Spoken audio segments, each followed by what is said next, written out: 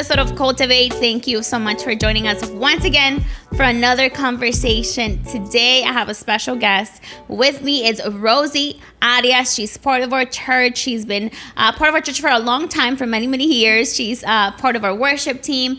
And she has just an incredible story, and we love her very much. And so I'm so grateful that you're joining us today. Thank you for saying yes to sharing some of your story. Of course. It's an honor, definitely. And we're going to be talking a little bit about life, the unexpected, what do you do when life happens, and a lot of different things. And so thank you once again. But I want you to tell me a little bit about yourself. Tell me a little bit about who Rosie is growing up. Who's Rosie? Okay, well, that's a long story. I think I'm the smallest or the youngest of 7. So I have 3 brothers, 3 sisters, a really big family. Big family. Right. And goodness, I think like a lot of people, our family was a little dysfunctional. It was just my mom and us. And by the time, I was a teen or whatnot, it was just my mom and, a couple of boyfriends, if you will. So who am I? Goodness, I guess if I go back to that time, like when I was growing up, I think I was, or am, a very independent person. And a lot of that has to do with, my mom was, it seemed like always not at home. And that's not, anything on her, but she was always working. She was always trying to, pay the bills or put food on the table, for those of us. It's a lot of you, yeah. Yeah. Well, by then there was I think 3 of us, but still it's a lot, you know, and she never graduated. She never probably even finished high school from where she's from. So she was doing the best that she could, but that left us kind of alone. And especially me. There's about 7 years apart between my youngest siblings and me. So, by the time they got old enough, it's like, I'm out of here. Yeah. And then it was just me. And so that created a lot of independence, a lot of, just I can depend on me. I need to make sure that I do what I do. And, my mom was very influential on that, right? I think the 2 things that resonate with me that she always told me when I grew up was finish school, number 1, and 2, make sure you get a good job so you never have to depend on a man. I think those are the things that resonated with me the most. I love her. I mean, she was, and she would check. She told you these things. Yeah, okay, absolutely. Yeah. She wasn't the warm and fuzzy. Yeah, but I knew she loved me and I loved her. But when you have lived through what your mom and you have lived through, I feel like my mom didn't necessarily tell me that, but that's what I gathered from her. Being very independent, because life is difficult and you kind of have to fend for yourself. And maybe she never told me like that, do this because, don't depend on men. But I knew it by watching her and watching kind of dynamics with my family and my aunts. And I'm like, I have to fend for myself, have a career, do this so that I never end up, or if I end up in that situation, I'll be okay. So exactly. So that was my focus, though it took me a long time to get there because I was, how do you put it? I was a handful. Like, school was not my favorite. There was a time in my life when you could probably count the days I was in school more than you could count the days I was out. Wow. I would have never imagined that about you, Rosie. Oh, yeah. I've come a long way, for sure. But I took the long route. I definitely took the long route. Did you grow up in church? I did not. So I was one of those. I was Catholic. I was baptized Catholic, like most of everyone in Miami. But I only went to church because I had a neighbor who took me, and it was only for those special days, Easter. To Catholic church. Yeah, to Catholic church, and it was only for Easter, for Christmas, all the important days. Yeah. That was it. So when did you, or how did you end up in church? How did you, I always went to church with my friends every now and then. So it was kind of in the back of my mind. And even though, my mom didn't take me to church, many times I would see her with the Bible open and just praying. And so I think that stayed with me also. She always talked about God and depending on God, even though our household really kind of wasn't the household you would see as a really close relationship with Christ. Yeah, but there was some sort of a foundation. So for when sure. did you go to like Christian church, or how did you, go in this? That was a long way coming. So that didn't happen until much later when I met my husband. So I'm getting ahead of myself. So you're living life. You are a teenager. Yes. And okay, so how did you meet your husband? I was playing soccer. Okay. I loved playing soccer. I was very the best tomboyish. sport, It if is. you ask me. And he had to take his younger sister, who was playing on the ladies' team with Okay. us. He had to take his sister.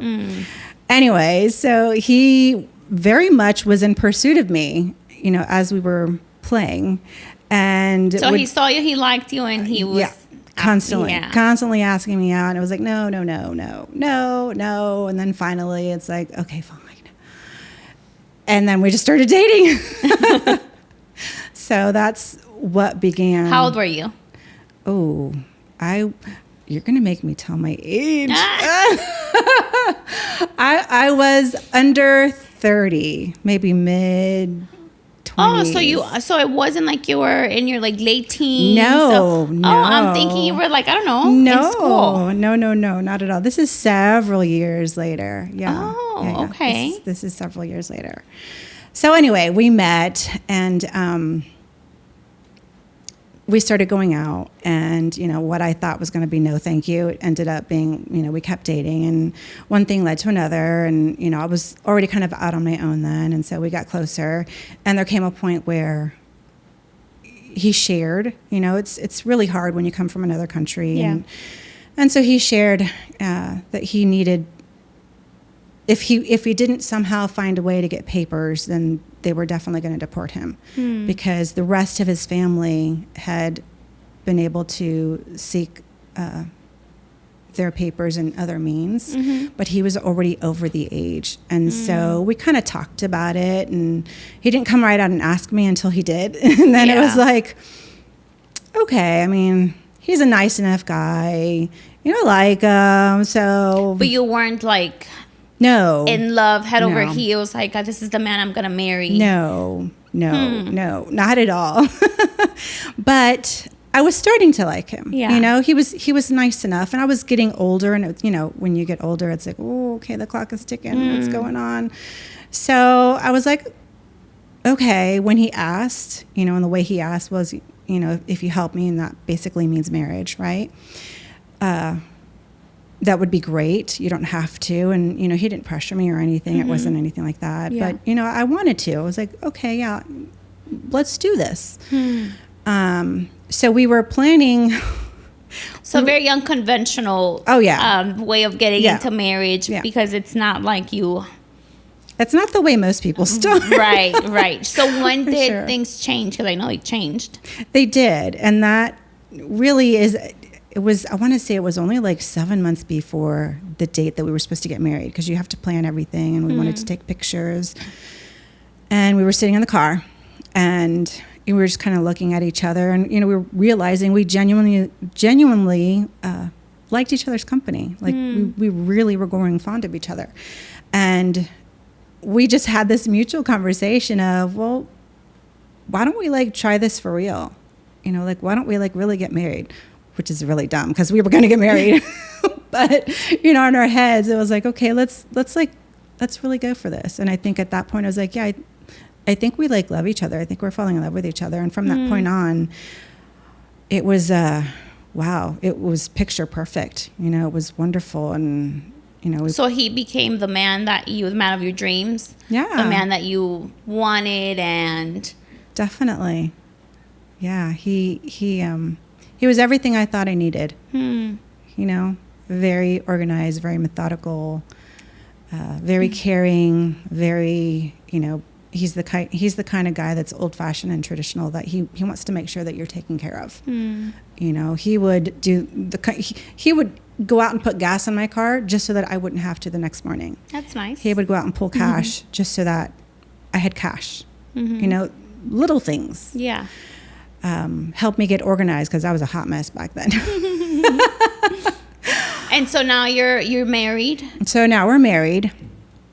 And how'd you end up at church then? Because then you told me that happened after you got married. So after church, his family's very Catholic, and his mom was, you guys got to go to church. I was like, no, thank you. Come on, let's go to church. And so I tried like a year, I think the first year we were married, of going to the Catholic church, and I was just like, ugh, I'm not feeling this. But I went because it was very important to them, and it just never stuck until Mauricio ended up getting a job somewhere else. And there was a gentleman at that place that brought him to Christ. And he started going to a small Nazarene church, Princeton Nazarene. And from that point on, Mauricio would just constantly, come on, let's go to church. Come on, let's go to church. Come on, let's go to church. Like, no. Would he go without you at first? Yes, absolutely. And you just weren't interested in it? I was not interested. It's like, leave me alone. Why weren't you interested? I don't know. That's a good question. I think maybe looking back, probably when you go to church, you can't hide anything from God. And I think deep down, I probably knew that, if I start going to church, if I start creating a relationship, I don't want to be held to those standards. That means things are serious. So, yeah. Yeah. That's understandable. I feel like that's how a lot of people feel. Even though you can't hide from God anywhere you are, whether in church or outside of church. But is the thought to some people, the thought of church now, I guess it makes you feel like there's this magnifying glass over your life. Like, okay, now he really sees me. Yeah. But no, he sees you right there where you are anyways. Yes, exactly. How silly. So finally you give in. So finally I give in. We start going to church. I go to church with him. We get super involved. It's a small church. So in a small church, you do everything. You cook, you clean, you serve, you... And, as part of the little choir that they had. And it was nice. He ended up getting a job at the church, afterwards. Wow. So, things seem like, okay, this is pretty cool. We dealt with the normal things that I think most married people deal with, like getting to know you and all the things about you that I didn't know about you. And so then, oh gosh, I want to say a couple years in, we realized that when you decide you want to have a kid and you can't, then it's like, wait a second. So we found out that I was infertile, and it wasn't happening. So they told you it wasn't going to happen. Oh yeah, for sure. I mean, it's one thing to be told, yeah, no, it's not going to happen, but we tried everything. Like, we did all the drugs. We did, they did exploratory surgery where they came back and they basically said, okay, we've looked at what's going on inside, and essentially there is no way you're ever going to conceive a child naturally. It hits a little hard, right? Because growing up, I think I'm eternal. That's a dream that everyone has. And, I was like, okay, well, I was a very independent person. I had a type A personality. What do we do next? Cool. Let's do some in vitro. So we did in vitro fertilization. We did that a couple times. Now we're in debt. And that didn't work. You think that put a lot of stress on the marriage? You would feel? Of course. When you have to come home every day, or every day you're tracking your temperature and what's going on, and your intimacy is not about lovemaking, it's more about baby making. It's the right time, come on, let's do this. And I would imagine more so on you, because since you're the one, it seems like the pressure's on you. I could imagine that it feels almost like you failed, and it's your fault.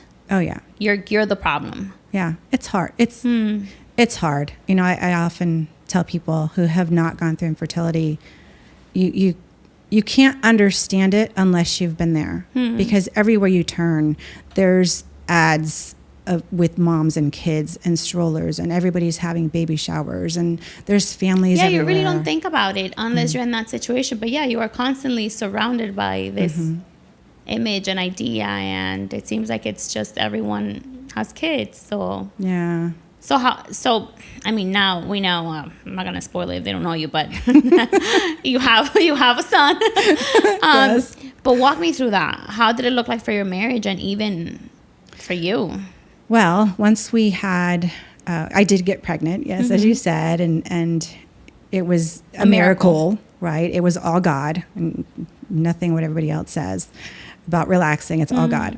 Anyway, so he was born about 6 months later, when things for most couples in this kind of scenario would be like super happy, weren't that great, because that's about the time when I found out that he was unfaithful. How long had you been married for at that point? Once you got pregnant? Few years. A few years, yeah. I want to say like 8 years. It's a long time. 7 years, yeah. Yeah. And so you find out that he was unfaithful. So I find out he was unfaithful, and I never saw it coming. I never saw it coming. So it wasn't like a slow progression of things. Things were bad, and then it just kind of, for you, it kind of just happened. For me, sure, because in my house, when you're mad, like, I'm Puerto Rican, so when people are upset, you hear yelling. There's all kinds of chaos going on. And did he tell me things? Sure, of course.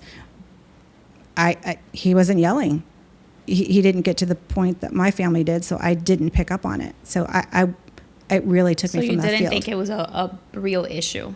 Right. Isn't it crazy how we, based on our family dynamics and how we grew up, we kind of view the rest of the world through that lens? Like, to you, in order for it to be a big deal, it needed to look like yelling, and it needed to look like chaotic, yet there was an issue and you just couldn't see it because of that. So for him, there were things that were happening, you just were not aware that they were happening. Oh, yeah, for sure. I mean, I was working all the time. Because remember, my mom, go get a job, work. So I was working constantly. I was, he met me playing soccer. And so I was very casual. I was very homebody. I was in T-shirts, shorts. And he would throw little hints here and there. Babe, why don't you get dressed up a little bit? Hey, let's go out. Hey, how about I think even once he's like, hey, how about a little mascara? As a woman, you're like, what are you trying to say? What do you mean? So, he did throw little hints here and there, as politely and lovingly as he could, but I wasn't getting it. And so when it came to that point, I found out, that he was unfaithful, and you hear those words, I love you. I'm not in love with you. How did you find out? Did he tell you, or you just happened to find out? Our relationship started feeling a little bit different. You just that woman's intuition, if you will, to where I just asked, I'm like, something's different. And he felt the guilt. And so he just came clean and said, yeah, here's what happened. And so probably from that point on was, everything just went south. Everything just went south. At that point, when this came up, was he able then to vocalize how he got there? Like, did you feel like you understood, not to justify it, but did you feel like, okay, I get it? I think a number of things, right? I mentioned that he was a very organized, clean, methodical person. I was probably the opposite. I was not that organized. There's always that person. I had my piles and, and so just the normal everyday life things, right? In addition to, I never wanted to go out. I never cleaned up. I never, I stopped dating my husband. So he voiced these things to you? He did, yeah. He did. But I just, it's that notion of, okay, well, this is how you met me. You knew what you were getting when you came into this, right? That's that mentality that I had, and clearly it was wrong. Clearly it was wrong. So when things went really south, what did you, how did your world change after that? Finding this out, how did it change? Not just your relationship, because I'm sure it changed, but you and how you moved forward.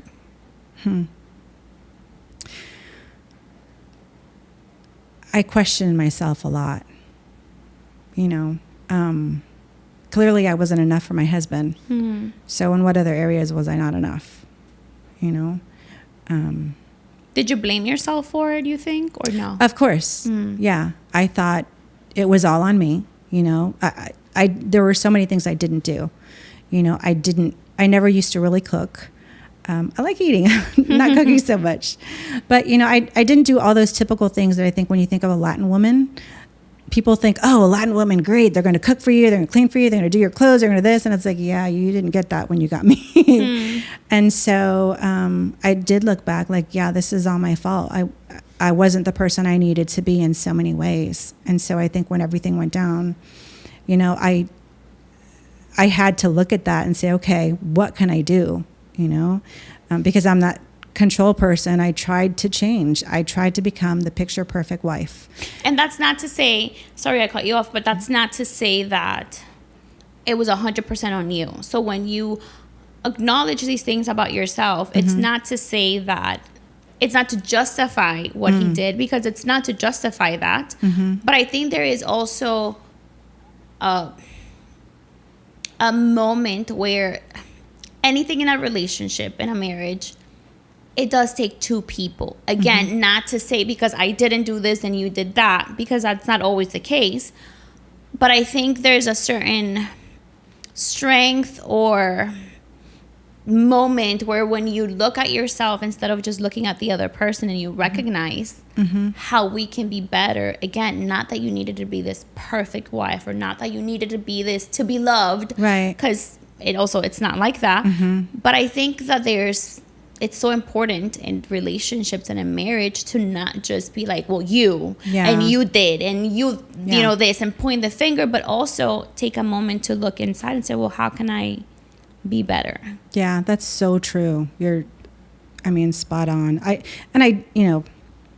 knew it wasn't just my fault, right? Because hello. Yeah.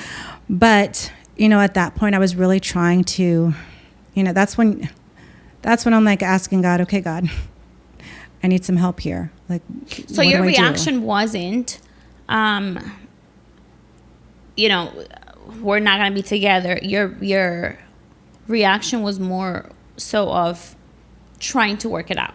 Yes. If I understand. Yes. I was mad. Don't get me wrong. Right. And I know there are a lot of people out there who are like, oh my gosh, if my husband ever cheated on me, forget it. I'm not going to, and I think you really you say a lot of things, and then people react differently when you get to that, if you get to that situation. Exactly. So, yeah, no.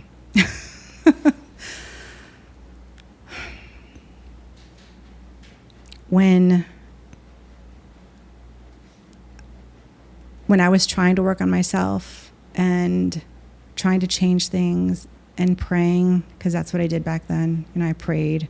I sat in the kitchen all night long, many nights, just praying, while he was sleeping. Did he want to work on the relationship? He said he did. Okay. He said he did. But I think a lot of times we say things, and if we don't do them, it doesn't mean anything. Yeah, it doesn't mean anything. So I had so much hope, in that time frame. I had so much hope. I was getting closer in my relationship with God. I was like, okay, God, I know that you're the God of the impossible. And, I here I am. I'm a good little wife now. And, I'm trying to do everything I can. And you're pregnant. Well, I had already had Sebastian by that point. Okay. So I'm doing everything right now. And, my faith gave me hope. And that hope helped until it hurt. Because when you don't see actions, when you don't see the words that he was saying, oh yeah, I want this to work, but it didn't ever really translate into looking like he loved me. For God's sakes, we slept in the same bed for years, and we slept completely apart. We stood next to each other constantly, in the regular to-dos of life and kid stuff, and never felt so distant from each other. And then when there comes a point where it's like, okay, I was having anxiety attacks. I was having panic attacks. Wow. When just normal everyday, like nothing would bring it on. I would be at work. There was this one day I was sitting at work, and there was somebody talking to me, and we were having a work-related conversation, and out of nowhere, I don't know what happened, I just started thinking about my relationship. And it was like I heard this person talking to me who was sitting in front of me, but I couldn't hear what they were saying. It was very weird. It was like I was in a daze, if you will. And then the next thing I heard was the person go, "Rosie, are you okay?" I ended up having to go to the hospital that day because I almost fainted. Wow. Just because everything that was going on in your mind. Yeah, it got to be too much, I think, mentally. And I was missing meetings, and I wasn't doing a good job at work. I was spacing out, and, just a number of things. When did you go from a place of hope and maybe God can do this, maybe we can work it out, to a place of this isn't going anywhere and it's not going to change? Or did you ever get there? Yeah, I think it was probably 2 years in, about 2 years. Maybe so you've been living like this for 2 years? Every day. Wow. Yeah. So it was probably about 2 or 3 years in of just battling and fighting and coming home to walking on eggshells and, talking but not really talking, superficial, doing things together but not really being together kind of thing. And, finally when I started having the panic attacks and the anxiety attacks worse, like I couldn't even drive. I couldn't even watch TV. If I watched something on TV, it had to be like cartoons or some stupid, not even a rom-com, anything that would bring tears or sadness or thrillers. Like I couldn't, it's like mindless things. Yeah, because anything else would take me to a bad place. And then I would feel my heart rate go up and I would just get crazy. I thought I was going to lose my mind. Wow. Yeah. But, when it gets to that point, it's like, okay, I can't do it anymore. So you decided that you couldn't do it anymore. Yeah. At that point, I said, this is it. It was one of those New Year's. I'm like, this is it. I went myself. I got the forms. I went online. I filled them out. I did all the work. I met with, one of those free counselors, I think, downtown. I'm like, okay. And I presented. I said, this is it. Like, I can't. What did he say? We need to divorce. He said no. He didn't want to. Okay. He did not want a divorce, which didn't make any sense. Yeah, because if he wasn't doing anything to make it better, then okay. Yeah. So how did that play out? So I ended up, it was a couple more months, but I ended up pushing and, it was all amicable, thank goodness. Because we had Sebastian by this time. How old was Sebastian at this point? He was probably about 5-6 years old. Wow. At this point. And I was like, okay, here you go. I gave him the papers. We were living in the same house, sleeping in the same bed still the whole time. Even up until, I submitted the paperwork to the courts, and even up to the day when we had to go to the court to present in front of the judge, we were still living in the same house. We drove there together, and it was so easy to get divorced. Wow. It was so easy. I'm going to say it took maybe a month, 2 months, just like that. It was done. But clearly, it wasn't that easy for us in our relationship. He actually stayed in the house a little while longer. When he did finally move out, it was probably another year before he moved all his stuff out. So all his stuff, his clothes, everything was in the closet, That had to be difficult for you. Yeah, because you see his stuff, whether it was a tool or his clothes or whatever, and it's like you can't disconnect. You can't move on. You can't be free. And so I was constantly, okay, when you get to the stuff, when you get to the stuff, when you get to the stuff. That chapter. Exactly. So anyway, we finally moved the stuff. We moved it out into storage unit. He did reluctantly, and I was able to, okay, now your stuff is gone. Okay. And, I thought that at that moment I would feel free, because everything's done, and it just wasn't like that. It wasn't like that. He was out of the house. His stuff was out of the house. I strayed from God. I was mad. I was hurt. You feel like God did that, like God allowed that? Yeah. In your life? Yeah, for sure. And then, I did worldly things. You know, I dated. I had someone ask me to marry him even. And I was like, I knew deep down I didn't want that. But when you're alone and you go through a divorce and you're a female, you just, like, I just wanted to be loved. I wanted to be held. I wanted someone to protect me. I wanted someone to love me for who I was. And so you feel like you didn't go through like healing process, to call it that way.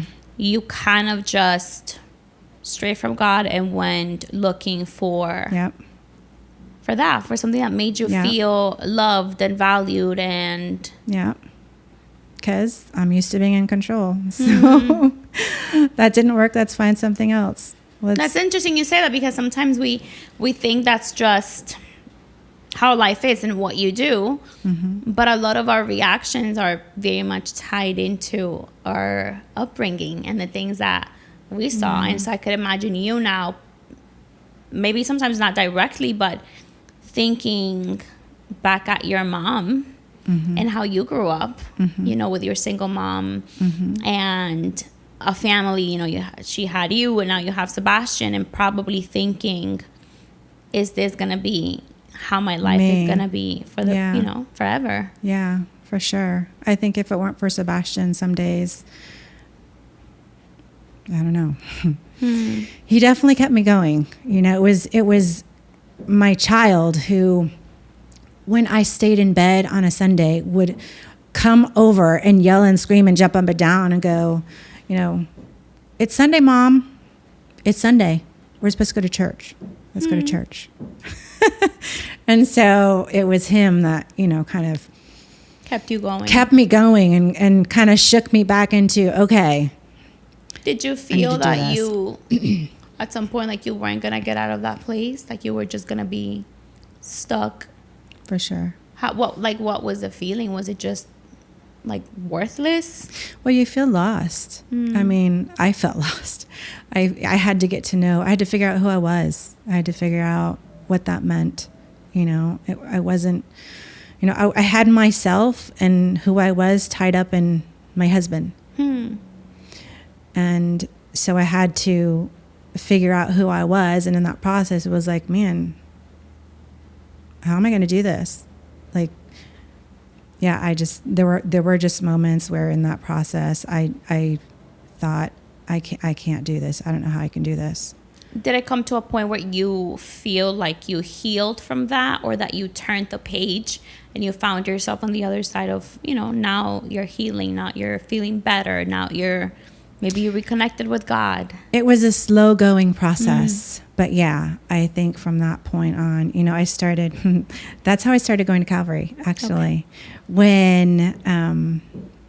When all that went down, I started going to Calvary on Wednesday night, and then I started going on a Sunday night. And, you know, I sought wise counsel first from someone at Calvary who really helped me along. And little by little, it was not fast. It was very little by little, but I started growing my walk with Christ. And I started getting closer, and I started understanding what it means to be a Christian, you know, and realizing that I am who I am because of, you know, the Creator that made me, and not because of a title that I have or, you know, being married. So it became less about your marriage and more about you as a person. And I love that you bring that up, because I see often in situations like this that we can lose ourselves in a situation, and in trying to heal, we think, okay, God has to heal this marriage, which, yes, that's the hope, that's the prayer. But even beyond that, it's God has to heal the person, and God has to work on each person individually in order to bring something from it. So that's what God was taking you through. Yeah. You not knowing, because people watching might not know how this ends, but you're just simply working on yourself for you and for your child and for your future. Right. And how long is this process? What happens next? Well, as I continued getting closer to God and, you know, growing my faith, I was feeling pretty good. Like, okay, like, you know what? I know God has got this. It doesn't matter. I don't have to worry about this. God has got this. And I wanted so desperately to be with a man, like still, but I would push that down and go, okay, you know what? In just the perfect timing, God is going to bring me the right person. Mm-hmm. And I'm just going to wait. And until then, I will mother my child and, I'll do what I need to do. Right. And, throughout this time, Mauricio, my husband, was also on his walk and kind of growing a little bit and on his end. Because up until this point, all your relationship with him is just co-parenting. Yes. That's just what it is. Only co-parenting, right? Which is very awkward. But, that co-parenting, that picking each other, picking Sebastian up and dropping him off. And, he was with me part of the week and with his dad part of the other week. We did that, as you said, for a while. But I don't know, something happened. Like as years. Yeah, for years. Maybe 5.5, 6 years-ish. Wow. And yeah, it was those awkward, drop off, pick up. Okay, whatever, in between, we'd have our relapses, if you will. There were relapses because every now and then he'd come back and say, oh, come on, let's try it again. And I'd be like, no, thank you. Mm-mm. And so there were times that he wanted to try. Yeah. Like, okay. Yeah, back and forth. But there were moments. I like to call them moments. I had mine too, where I would just feel like, oh, this is the father of my child. This is the man that I married. It wasn't supposed to end up like this. And then it would take me back to him and I'd be like, let's try this again. Let's, and he would, same thing. No. Nope, you pushed me away. No, thank you. We're not going to do this. And we did that a couple of times throughout those years, But again, as I started growing my faith, as I started getting closer to Christ, understanding the word better, those co-parenting moments started changing. Like I started having interactions with Mauricio that weren't awkward, to the point where I was like, that was kind of cool. That was nice. What is this? And so I was like, okay, I didn't think about it. And so. Because you feel like maybe you were seeing a different person now? Because he was also working on himself? Yes. Mm-hmm. Yes, he was. But you don't want to believe it. You're like, no, I know the real you. Nope. But now it was evident in the exchange and communication. Yeah, he was different. I was different. I think we were both different, if you will. And it just kind of evolved into more of, we talked more. We started kind of enjoying each other's company more in these, co-parenting moments, to the extent that, I was already seeing a therapist. I was already trying to get myself fixed because I was very much broken. And I was like, okay, I need to bring you to therapy. But at that point, I still didn't want to be with him. So I asked Mauricio to join therapy under the guise of, I just need some help. And to my therapist, I was like, listen, I need to bring him in because I need to be done with him once and for all, and I need your help. Like that was why he started going to therapy with me. And, the more we started going, from that point on, we pretty much started going to therapy together. And so it wasn't to fix things. No, it was not to fix things. We just started talking more and like getting out dirt like there's no tomorrow, and understanding what happened and understanding, oh, okay, well, you were this way and so organized and methodical because you went to a military school and that's all you knew. And, oh, okay, I didn't get, that you were unhappy because in my house we yelled and in your house they didn't, so we're just kind of learning all about each other. So, at that point it was like, wow, okay, God, you're bringing me the same guy. What's with this? Yeah. And, we started slowly. We started doing therapy. We started getting to know each other again. We had to learn to like each other again before. But new version of yourselves now. Yeah. And then you guys decided to give it a Yeah. another Yeah. chance. Yeah. After that, and family, we talked about it. We're like, okay, yeah, let's do this. We were on the same page. We were growing. We were more comfortable. Family, friends, everyone thought we were insane. Everyone said no. Wow. What are you doing? You shouldn't do this. And, we were just like, no, we're ready. Like after we had spent time getting through everything, we got remarried, and we've been remarried, I want to say 8 years now. 8 years. Mm-hmm. Wow. Mm-hmm. I hear you say that, and to me what stands out is the power of having two healed people. That makes such a difference, I think Mm-hmm. that's, and the more I talk to people, the more I come back to this thought of two people who are broken, and we're all broken in our own ways.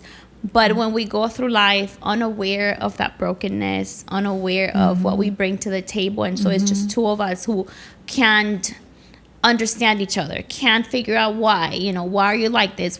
And then the moment that we begin to take ownership of ourselves, not for any other reason than for ourselves, sometimes it's not just to make someone else happy, but God, make me better. God, show me in my life, because who I am and the unhealed areas of my life will show up not just in my marriage, but it will show up in every relationship that I have. And so now a healed person and a healed person now can go on this journey together in a completely different way that you guys did before. And I see you guys now, and yeah, I'm sure life isn't perfect, because it's not perfect for anyone. But coming to a place where you see yourself now different, and dynamics, I assume, have changed a lot. Oh, yes. and 8 years. And so how have you navigated these 8 years after?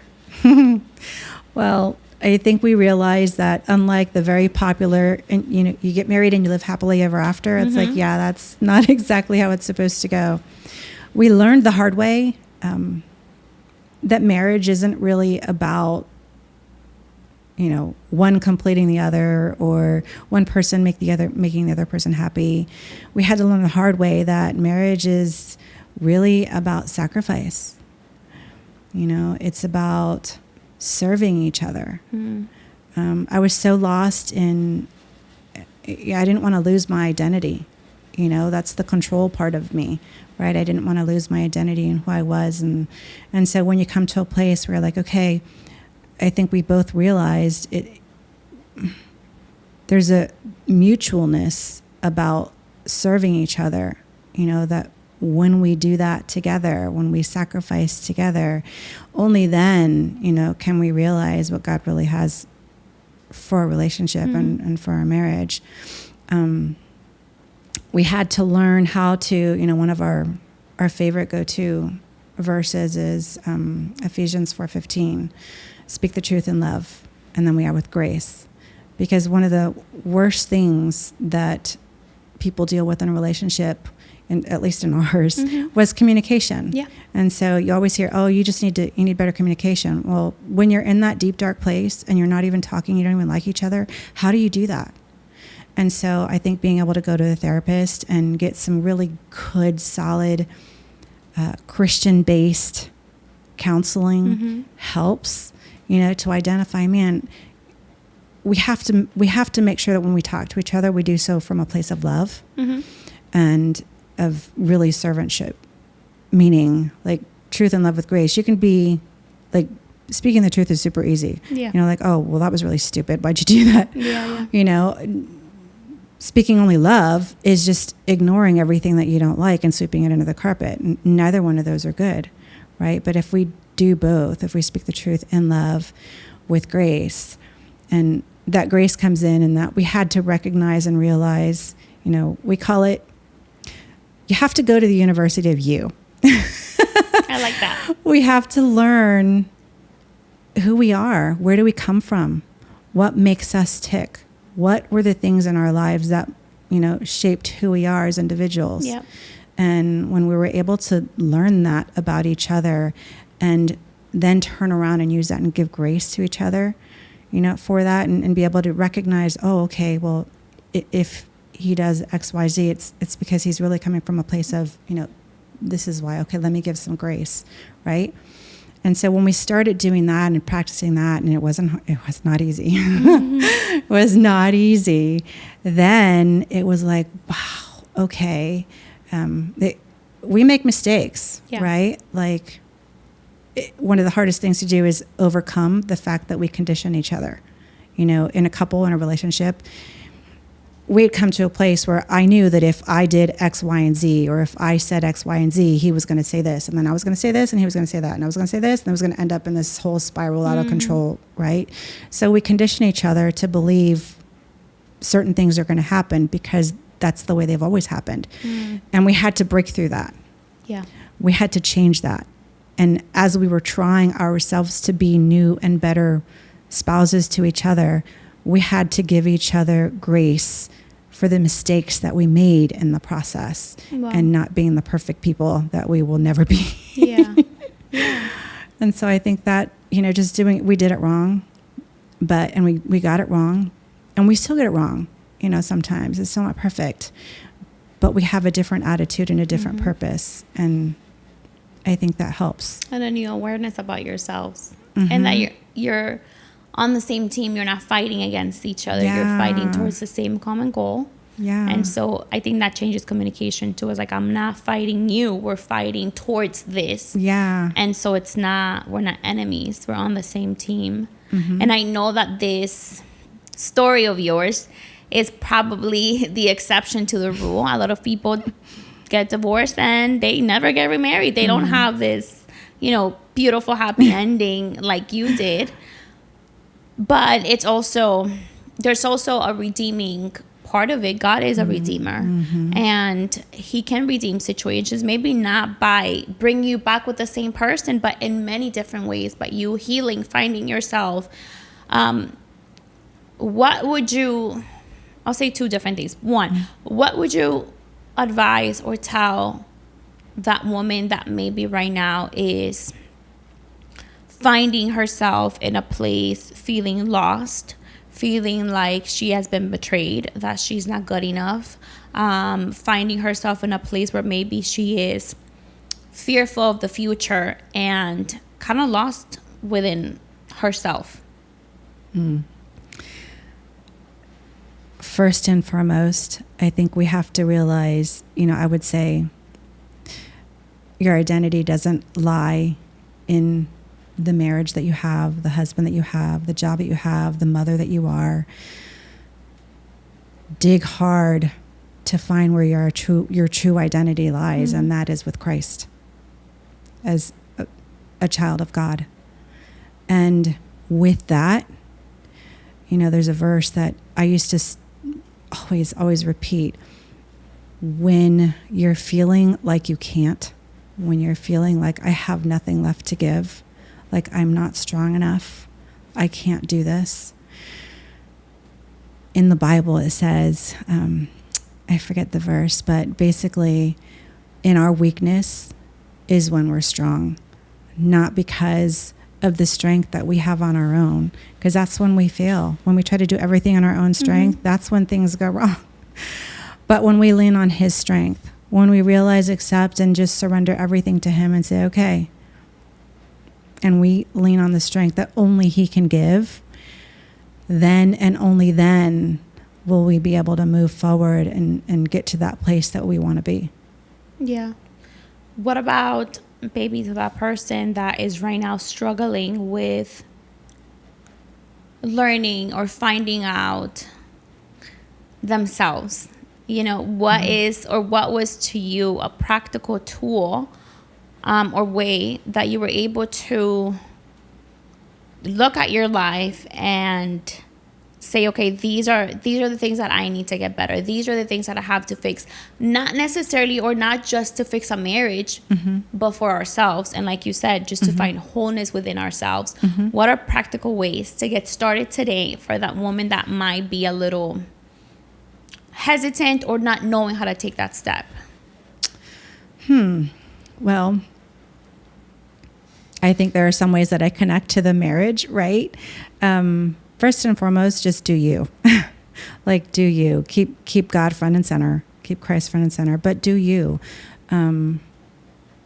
If you're still in a place where, you're in a marriage and don't stop dating. One of the things I stopped doing is I stopped dressing up. I stopped trying to look pretty. I stopped putting makeup on, do what makes you feel good in that respect, like nothing crazy, but do what makes you feel good. And,